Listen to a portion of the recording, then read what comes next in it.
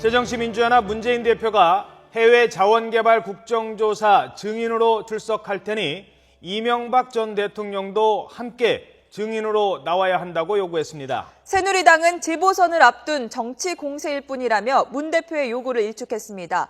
국회 연결하겠습니다. 안윤학 기자.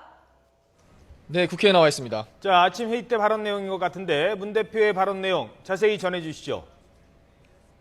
네, 말씀하신 대로 오늘 아침 최고위원회의에서 나온 발언입니다.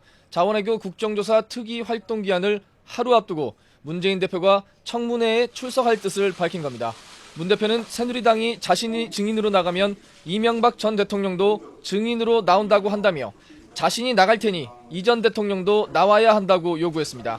이어 진실을 밝히는데 성역이 있을 수 없다. 특히 이 전 대통령은 자원외교를 중요 국정과제로 추진하고 독려한 총책임자로서 국민 의혹에 답할 의무가 있다고 지적했습니다. 그러면서 새누리당 김무성 대표의 분명한 입장 표명을 촉구하기도 했는데요. 이 같은 언급은 증인 채택을 둘러싼 여야 이견으로 국조특위가 청문회도 열지 못한 채 빈손으로 끝날 가능성이 큰 상황에서 새누리당의 책임론을 분명히 하면서 기한 연장을 노리는 마지막 압박 카드로 보입니다.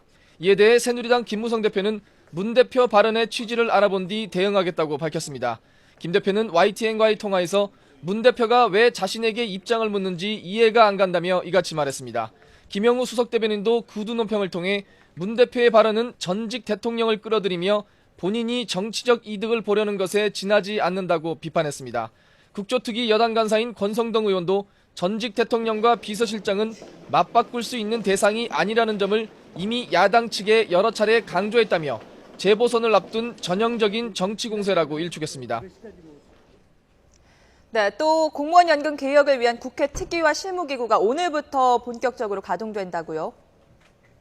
네, 그렇습니다. 국회 공무원 연금 개혁 특위가 오후에 전체 회의를 열어 특위 활동 기한을 다음 달 2일까지 25일 연장하는 안을 의결합니다.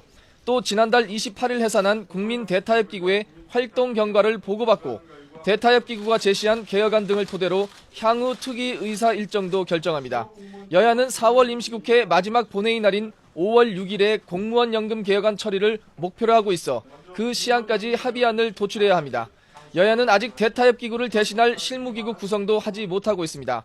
총 7명의 실무기구 위원 가운데 여야가 합의에 추천하기로 한 전문가 1명을 놓고 이견이 좁혀지지 않은 것으로 알려져 오늘 오후 원내 수석 부대표 간 회동에서 막판 조율이 이뤄질 것으로 보입니다. 지금까지 국회에서 YTN 안윤학입니다.